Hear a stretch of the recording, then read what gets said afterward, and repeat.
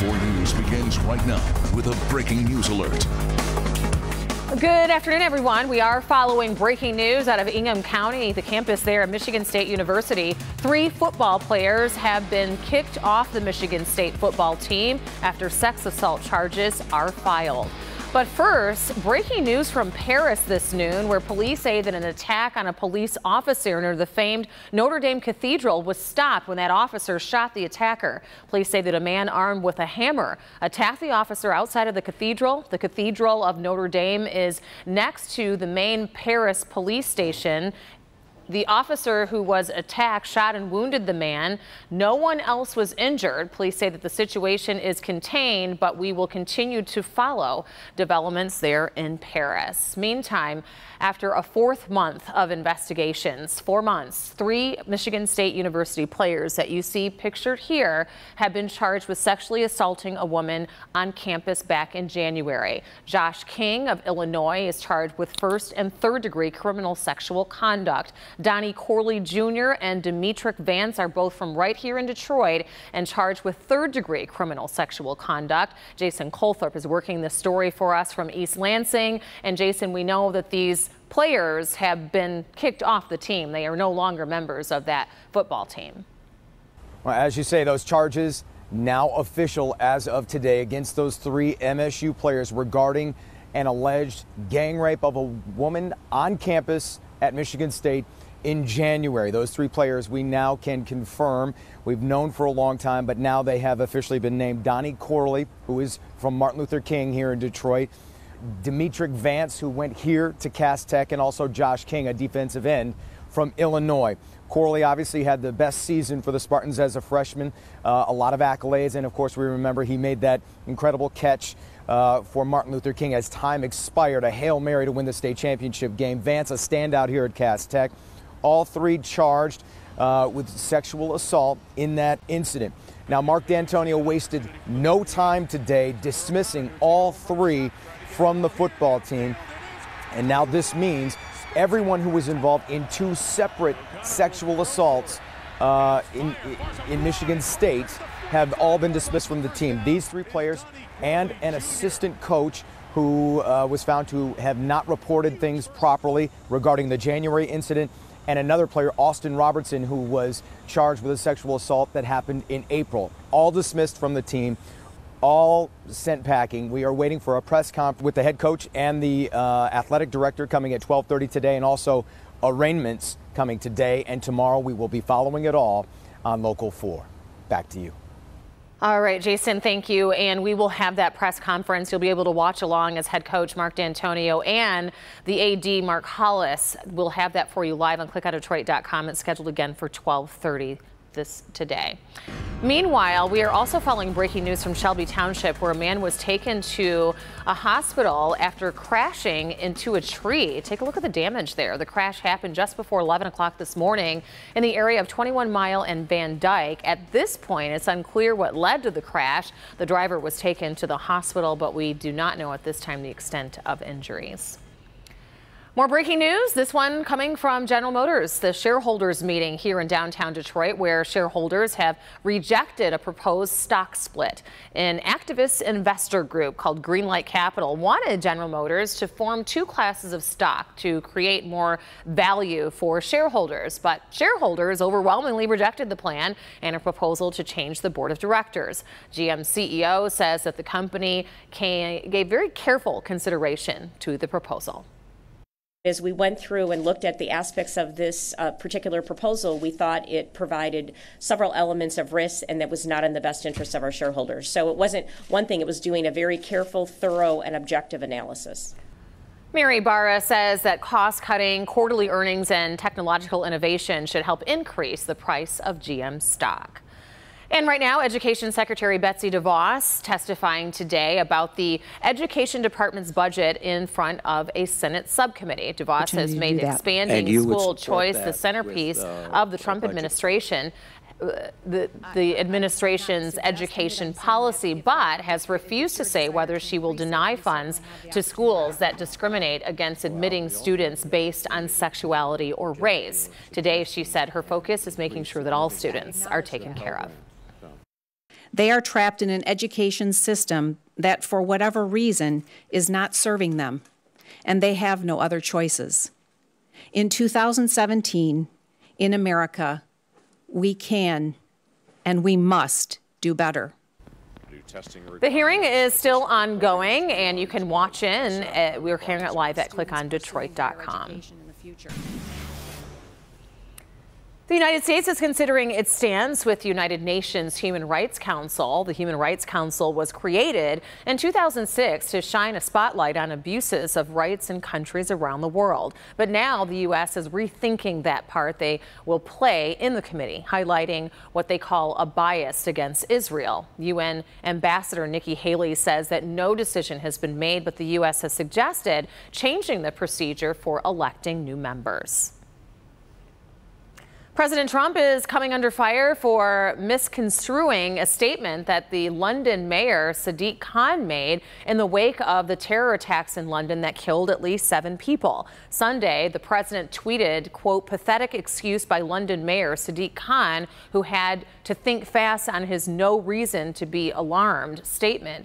And it's working hard to sell it. But in a statement, Mayor Khan says that he was referring to increased police activity in his city. Mayor Sadiq Khan calls for the UK to cancel President Trump's upcoming state visit are being denied. British Foreign Secretary Boris Johnson says that while Khan entirely right, there is no reason to axe the president's visit, which is expected to take place later this year. British police are getting criticism for their inability to thwart Saturday's attacks. Critics are asking, why didn't British police arrest the attackers who were on their radar before these deadly attacks happened? One attacker, identified as Karam Butt, was a British citizen known to police and for his appearance in a TV documentary about ISIS supporters. British police say that they're overwhelmed with thousands of radicalized people in Great Britain and can't follow them all.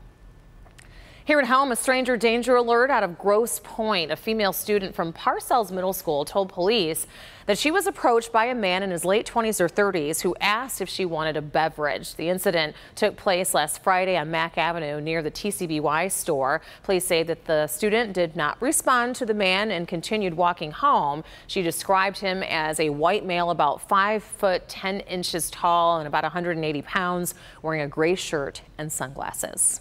We're going to switch gears and check in with Brandon, who is watching over our cooler forecast before we gear up for a much warmer forecast as we wrap up the week. As they say in the horse races, down the stretch we come, the cool stretch coming to an end soon, but we have to deal with it today, and it's just comfortable is what it is. It's a little bit cool up in our north zone. We have Sandusky and Port Huron both at 59 degrees. Where the clouds are a little thinner or absent, we have some 70s. 71 in Lansing, 70 in Adrian. The rest of us, for the most part, caught up in the middle 60s, and likely that's where we will stay.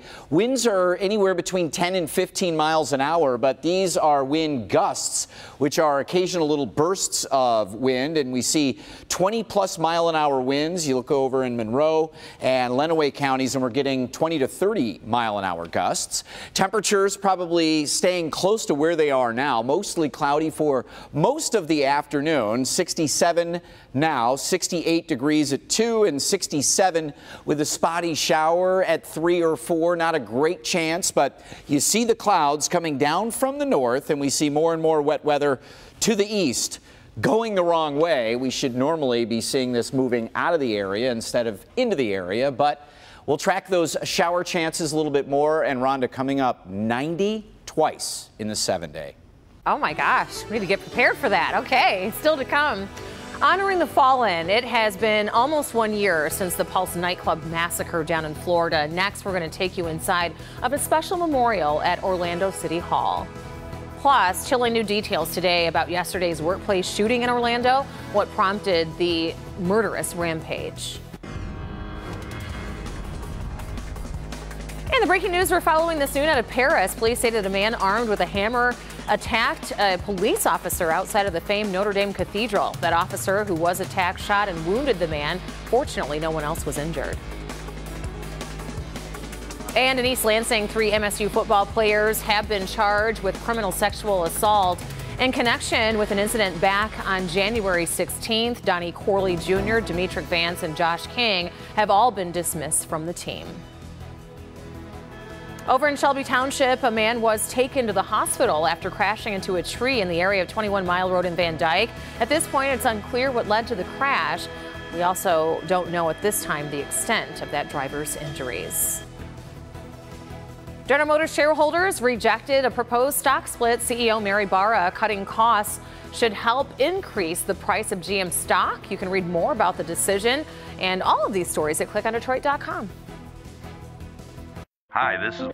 Welcome back, everybody. We are learning chilling new details today about the mass shooting in Orlando, Florida on Monday that left 6 people dead.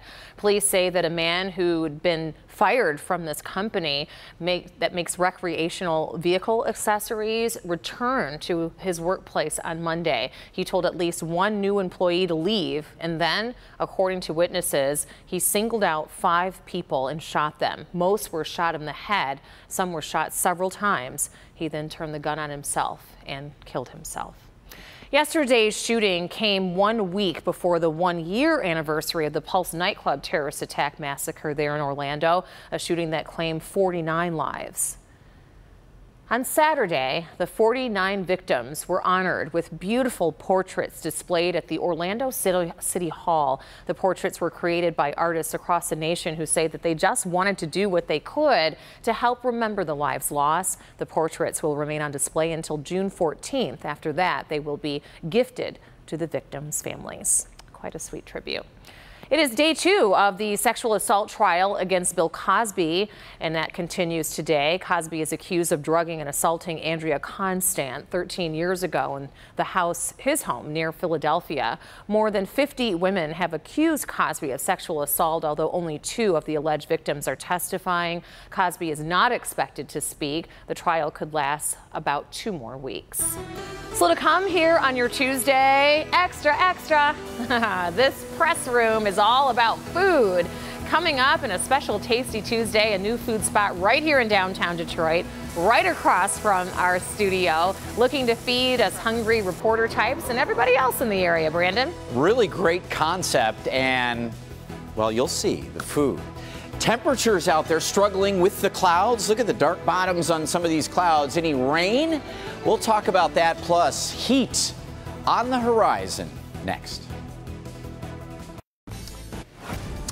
Welcome back to Local 4 News at noon. Our Local 4 Storm Pins, Tom Holzer Ford, and look at this beauty here. We have this from up in Clay Township over by Harson's Island. In fact, Red Roses saying this was a little sunset on their way to Harson's Island. Beautiful shot there. Our Local 4 Storm Pins is a free app under WDIV, meant primarily for letting everybody know what is coming their way as far as storms. So encourage everybody to get it. Here's a look at the skyline right now, and you see the clouds not only increasing but lowering, thickening a little bit. 67 degrees, north wind is 13.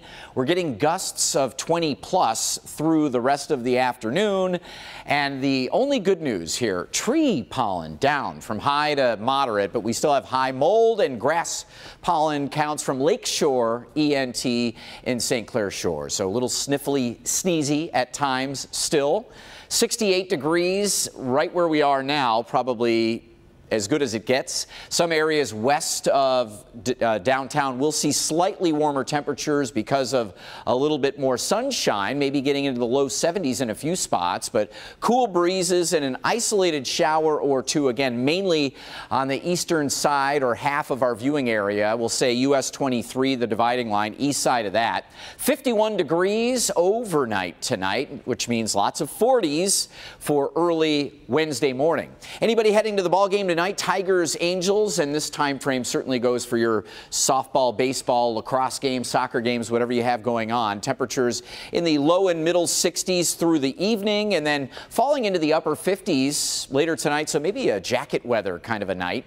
Don't have any rain showing up right now on satellite and radar, but the clouds you can see pouring in from the north, spinning around this rainmaker out to the east, and it does again bring an isolated or spotty shower or two as we head into and through your afternoon. Tomorrow we'll take away any rain threat, and the winds are a little bit lighter as well. 72, we're at 76 on Thursday with sun, dodging a few showers Friday, but look at those numbers on the weekend, heating up. Sunday, Monday, 90.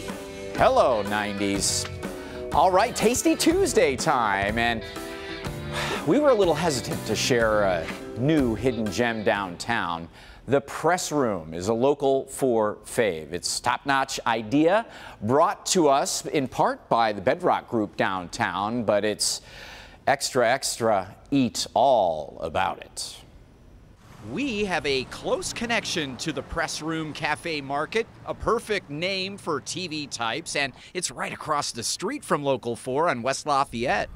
This was the parking lot for the Detroit Free Press. Extra, Press Room food is high-end, fast casual for the busy worker bees in the D. Exciting, it's going to be different. Those are the things that I think is going to make the Press Room successful here, and also it's great for the city. The Press Room Coffee Bar opens at 7 a.m. and the cafe opens from 11 a.m. to 7 p.m. weekdays only, offering breakfast sandwiches, burgers, salmon, and chicken. We have a wood-fired grill that is powered this season by Cherry. Press Room Personal Pizzas are a vision of famous celebrity chef Fabio Viviani and are done in an 800-degree wood-fired oven. We have a little deli market that we also sell products for. We have an Intelligentsia coffee. I think that's the first one in Detroit. And there's no cash. Salads and produce come from local farms. Deli sandwiches team top-notch meats and cheeses. Each burger bun is pressed with a P while you decide on a savory side. One of the Local 4 office favorites is the cedar paper-wrapped salmon. Line-caught salmon, wrapped in cedar, another wood, right? Grilled, fresh, delicious, still good for lunch. You have it on a salad, have it on a sandwich. Even though it's a casual place, the food is exemplary. I concur. It is really good and a ton of great options for today only. The Press Room doing a pizza happy hour where you can build your own pizza. All of their wood-fire pizzas are $6, and that is a 40% discount. The deal runs until 7 p.m. You have to mention Tasty Tuesday. Again, the cafe located downtown on West Lafayette. And it is so good. I had the paper wrapped salmon, pizza, salad. Enough. And a bit of an omelet. Whoa. All really good. Small portions though, Brandon, small portions. Yes. Still to come, Iconic Rockers coming to Detroit. Which band is making a stop here and playing a classic album next?